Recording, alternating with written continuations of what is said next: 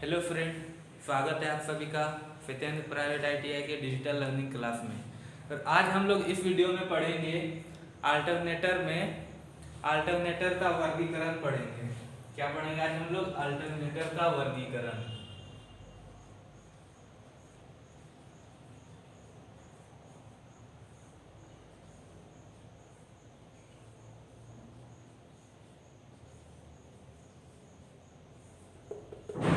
Alternator का वर्गीकरण।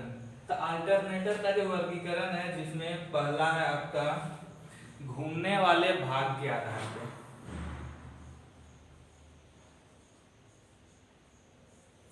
घूमने वाले भाग के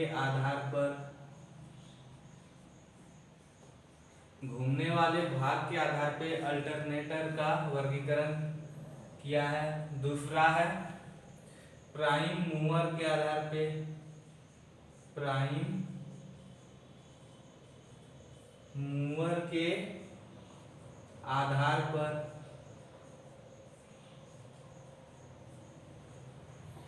तीसरा क्या हो जाएगा? फेजों की संख्या के आधार पे।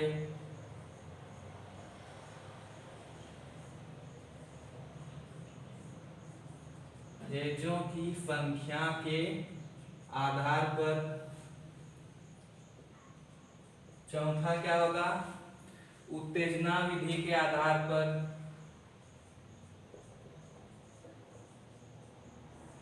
उत्तेजना विधि के आधार पर।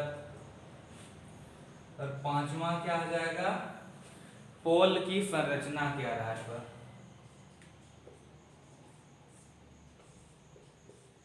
पोल की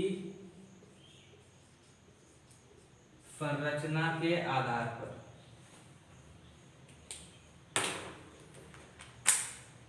अल्टरनेटर का जो वर्गीकरण किया गया है वो घूमने वाले भाग के आधार पर किया है, प्राइम मूवर के आधार पे, फेजों की संख्या के आधार पे, उत्तेजना विधि के आधार पे और पोल की संरचना के आधार पे। तो आज हम लोग इस वीडियो में देखेंगे घूमने वाले भाग के आधार पर अल्टरनेटर का वर्गीकरण। तो आइए देखते हैं।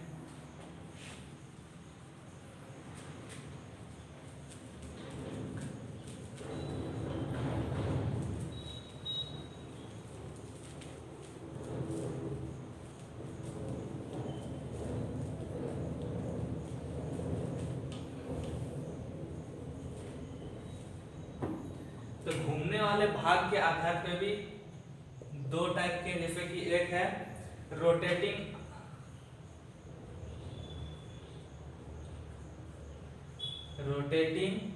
Armature alternator. Rotating armature alternator. और दूसरा क्या हो जाएगा? रोटेटिंग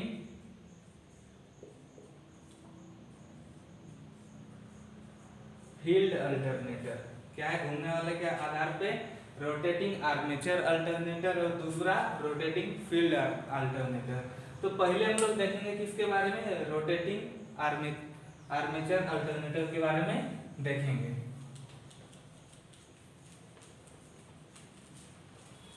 अब देखिए, इसमें जैसे कि नाम यहाँ पे है रोटेटिंग आर्मेचर, तो इसमें क्या होता है? रोटेट यानी कि घूमने वाला भाग क्या होता है? वो आर्मेचर होता है। तो इसमें गति कौन करता है? आर्मेचर। गति कौन करता है इसमें? आर्मेचर। और इसमें स्थिर कौन रहेगा? कौन सा भाग इसमें स्थिर रहेगा? वो रहेगा चुंबकीय क्षेत्र।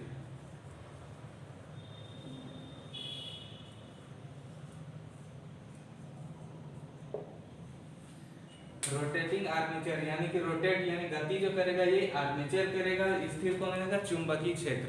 अब देखिए, जब ये आर्मेचर घूर्णन करेगा तभी क्या होगा? ये स्थिर चुंबकीय क्षेत्र को काटता है।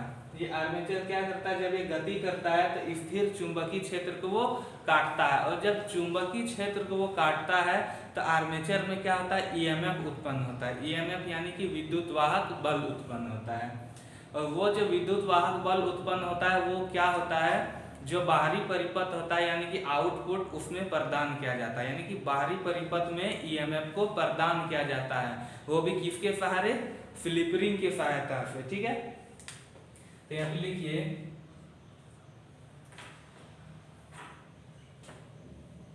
आर्मेचर घूर्णन करके, आर्मेचर घूर्णन करके स्थिर चुंबकीय क्षेत्र को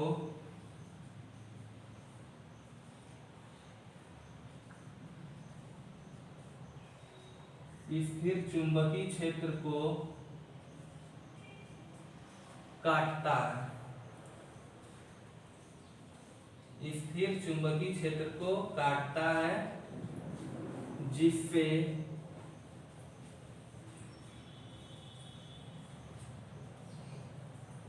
विद्युत वाहक बल उत्पन्न होता है।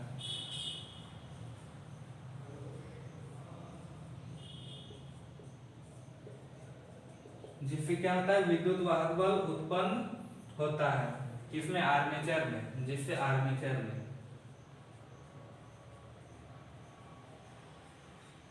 आर्मेचर में विद्युत वाहक बल उत्पन्न होता है। अब लिखिए इस विद्युत वाहक बल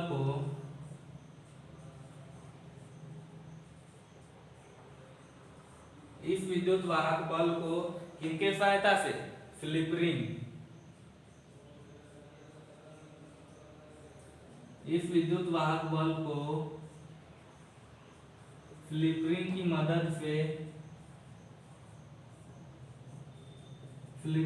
मदद से बाह्य परिपथ में प्रदान किया जाता है।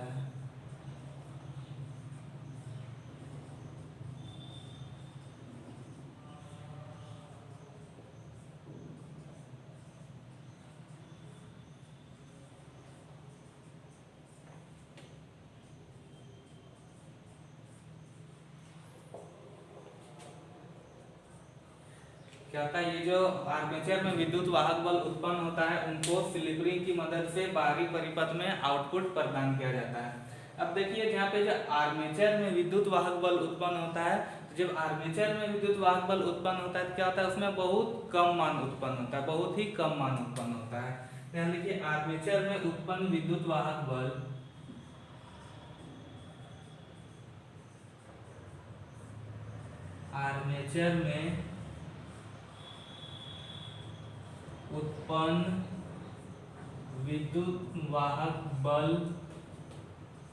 का मान कम होता है। आर्मेचर में उत्पन्न विद्युत वाहक बल का मान कम होता है, और जब विद्युत वाहक बल का मान कम होता है तो हम लोग इसका उपयोग कहाँ पे करेंगे? तो कम शक्ति वाले अल्टरनेटर पे इसका उपयोग करेंगे। लिखिए इसका उपयोग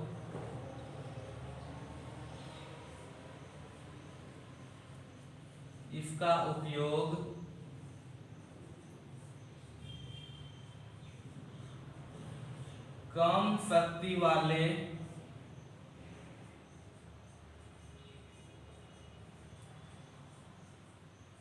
अल्टरनेटर के रूप में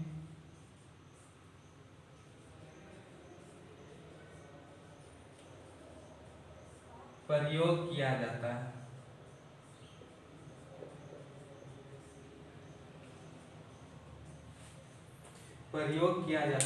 तो ये था घूमने वाले भाग के आधार पे जिसमें रोटेटिंग आर्मेचर अल्टरनेटर। इसमें क्या देखें हम लोग? रोटेटिंग आर्मेचर यानी कि जो गति करता है, इसमें आर्मेचर गति करता है, स्थिर कौन होता है? चुंबकीय क्षेत्र।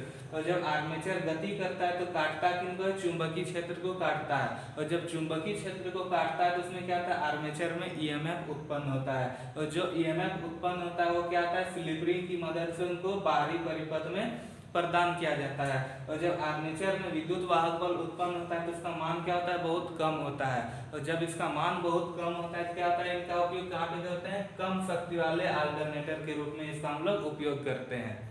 तो ये रोटेटिंग आर्मेचर अल्टरनेटर था। अब इसका जो दूसरा हम लोग देखेंगे रोटेटिंग फील्ड अल्टरनेटर। दूसरा क्या है? Rotating field alternator.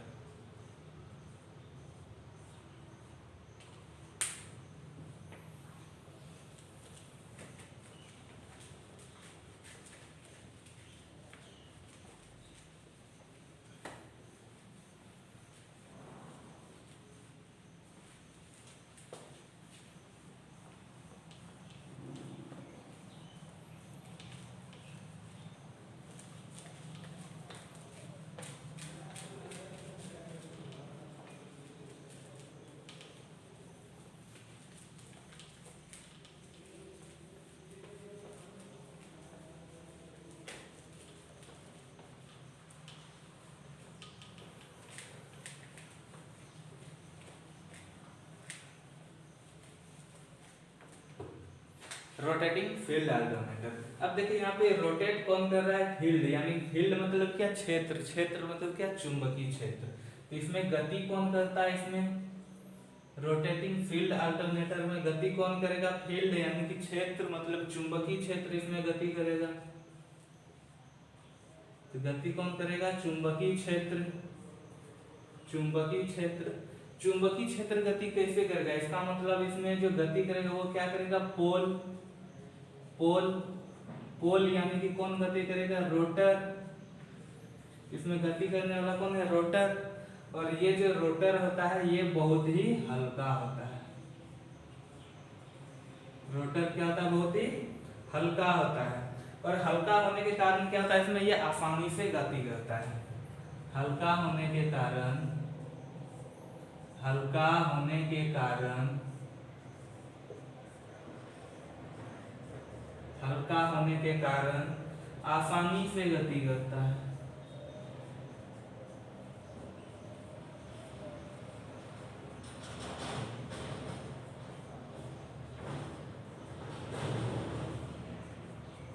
हल्का होने के कारण क्या होता है, आसानी से गति करता है, जिससे ईएमएफ उत्पन्न,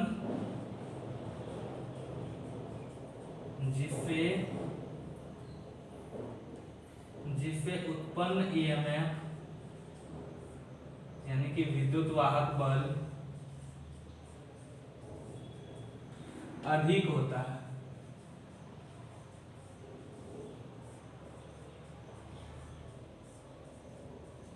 क्या होता है, विद्युत वाहक बल उत्पन्न अधिक होता है। उसमें क्या देखे थे हम लोग, रोटेटिंग, जब यहाँ पे आर्मेचर अल्टरनेटर था तो उसमें क्या था, विद्युत वाहक बल उत्पन्न बहुत कम होता था आर्मेचर में, लेकिन यहाँ पे रोटर क्या होता है, हल्का होता है, जिसके कारण आसानी से गति करता है।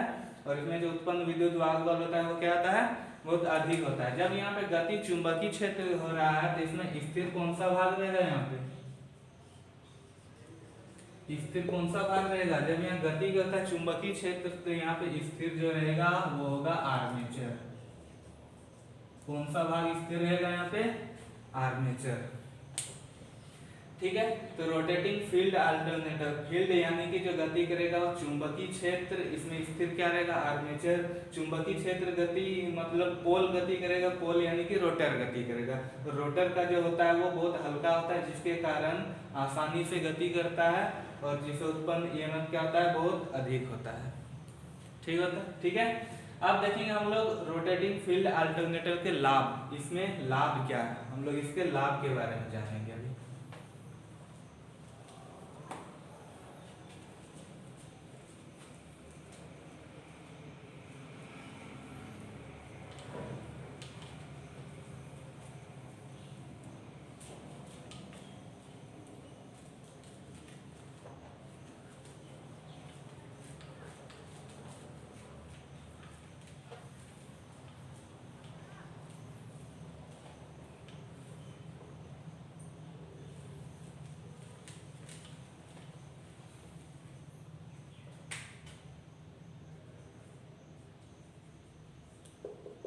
लाभ,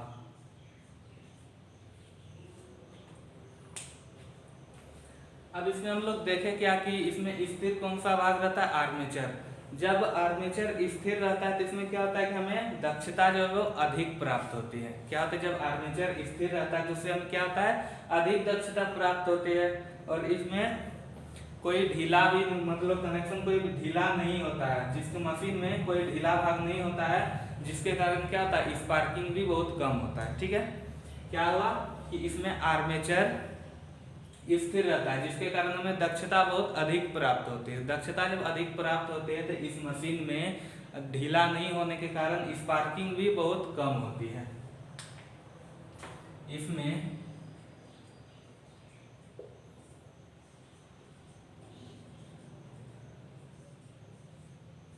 आर्मेचर स्थिर है,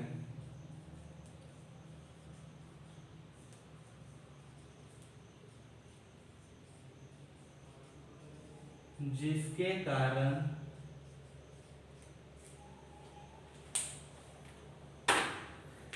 कारण हमें अधिक दक्षता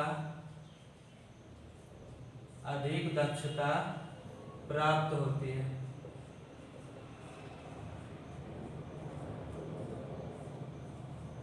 अधिक दक्षता प्राप्त होती है क्योंकि मशीन में कोई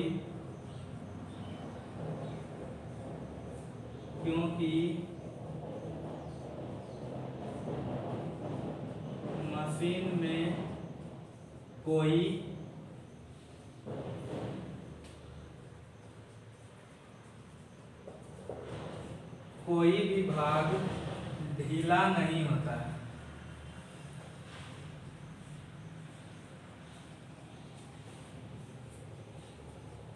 कोई भी भाग ढीला नहीं होता है और स्पार्किंग भी बहुत कम होती है।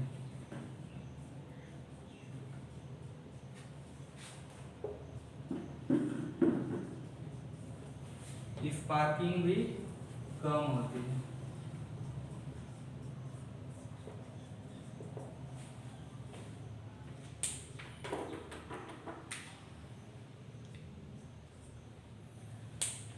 और इसमें क्या होता है कि फेज की संख्या चाहे कितना भी हो, इसमें स्लिप रिंग की संख्या 2 ही होता है।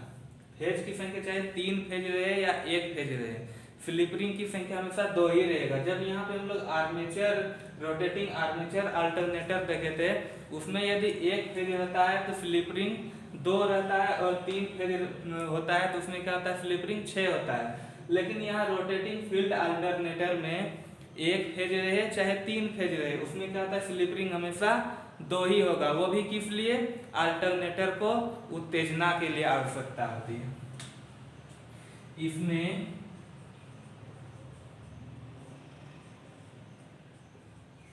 फेज की संख्या चाहे कितनी भी हो,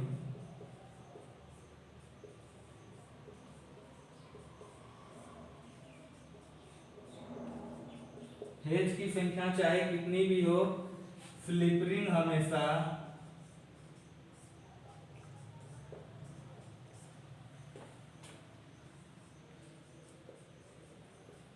स्लिप रिंग हमेशा 2 ही चाहिए।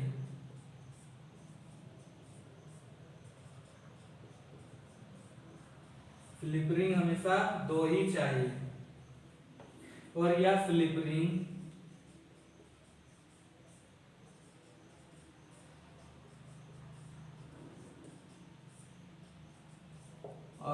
स्लिप रिंग उत्तेजना प्रदान करने के लिए आवश्यक होता है।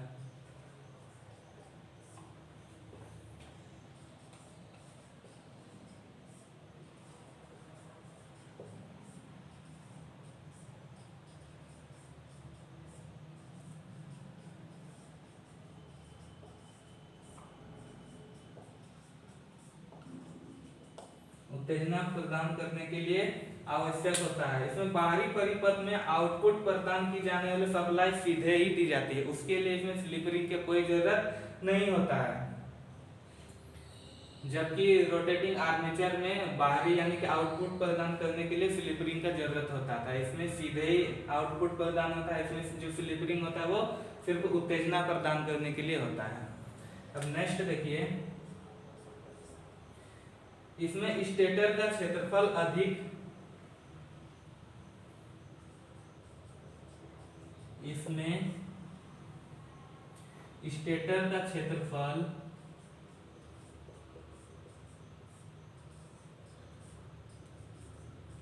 स्टेटर का क्षेत्रफल अधिक होने के कारण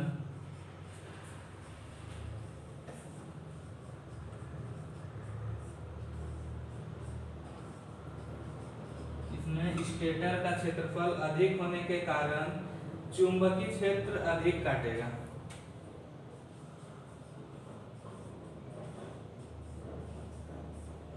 चुंबकीय क्षेत्र अधिक काटेगा।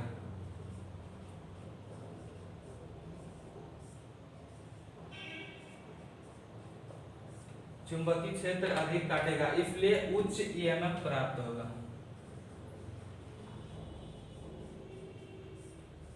इसलिए इसमें उच्च विद्युत वाहक बल प्राप्त होगा। और जब हम लोग रोटेटिंग आर्मेचर अल्टरनेटर पढ़े उसमें ईएमएफ क्या था, बहुत कम प्राप्त होता था, इसमें ईएमएफ बहुत उच्च प्राप्त होगा। एक और पॉइंट देखिए,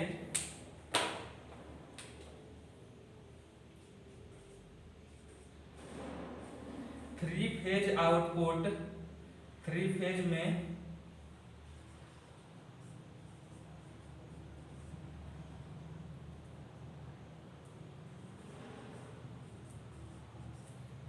में आउटपुट आवश्यकता अनुसार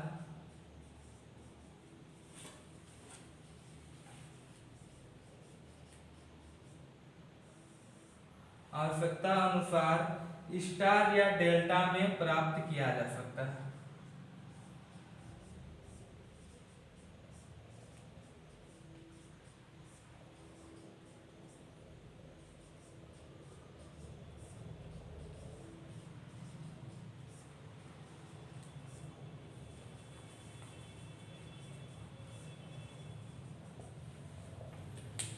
तो आज हम लोग इस वीडियो में क्या जाने, अल्टरनेटर का वर्गीकरण, जिसमें घूमने वाले भाग के आधार पे आज हम लोगों ने देखा। उसमें दो टाइप के, एक तो रोटेटिंग फील्ड अल्टरनेटर और दूसरा रोटेटिंग आर्मेचर अल्टरनेटर। इन दोनों के बारे में आज हम लोगों ने पढ़ा।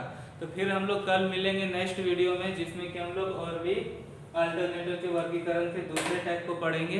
तो आज के लिए बस इतना ही, तब तक के लिए धन्यवाद।